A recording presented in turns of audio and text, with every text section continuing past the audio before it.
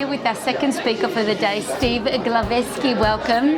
Thank you so much for having me. It's great to be here. In your journey, you found that you are you are executing, not exploring. Can you talk a little bit more about that? Yeah, so as an employee, I find myself essentially delivering, not discovering, executing, not exploring. And growing up, I was very much a creative kid, and I loved building stuff. But I got to a point in the corporate world where I was essentially miserably comfortable. And once you have that realization, once you've got that self-awareness to know that I don't want to do this for the rest of my life, I want to get back to exploring and actually discovering new solutions, solving problems, that's a very empowering space. Now, for the budding entrepreneur that is waiting for their DNA, to unleash their DNA, but they found themselves in the very same position that you were, what would be just a first step in taking that leap?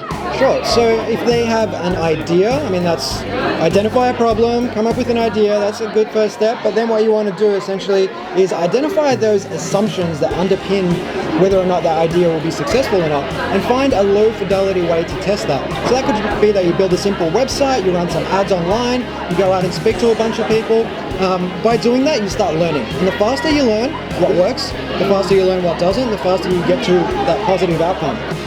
You've written a book, Employee to Entrepreneur. Yep. You're helping a lot of businesses now. Just tell us actually about what you do now and about your business and how people can find out more about you. Sure. So essentially nowadays, all I work towards is unlocking people's potential to create impact and lead more fulfilling lives. So we work with big corporates on their corporate innovation strategies. We work with startups. We've incubated about 100 of them.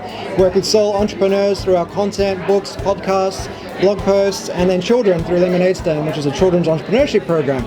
So we do all sorts of stuff, but it's all geared towards that central purpose. So if people want to find out more about me, my work, they can find me at steveglaveski.com and on all the socials as well. I love that you're recognizing this and putting a book out there for kids, which is coming out next week, right? Well, next month, close. Next month, so yeah. I wish it was next week. But I've teamed up with an illustrator.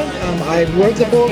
She's done the amazing illustration. So hopefully by early August, that'll be out, and that's for 6 to 8 year olds. And it's not necessarily that we want everyone or even kids to become entrepreneurs, but it's about teaching them those underlying attributes of an entrepreneur. Yes. Challenging the status quo, experimentation, adaptability, comfort with small failures, comfort with adversity, because they're the skills that are going to help these kids navigate what is fast becoming a very uncertain and volatile century ahead. Just about your podcast, which you can find at your website as well, but just the name of it if anyone wants to jump in right now. Sure. So the podcast is called Future Squared, and it's all about helping people think in a multidisciplinary way. So I just interview a hell of a lot of thought leaders across all sorts of fields: neuroscience, psychology, philosophy, technology, comedy, you name it. And it's just about helping us better understand the world in which we find ourselves, make better decisions, and therefore lead better lives.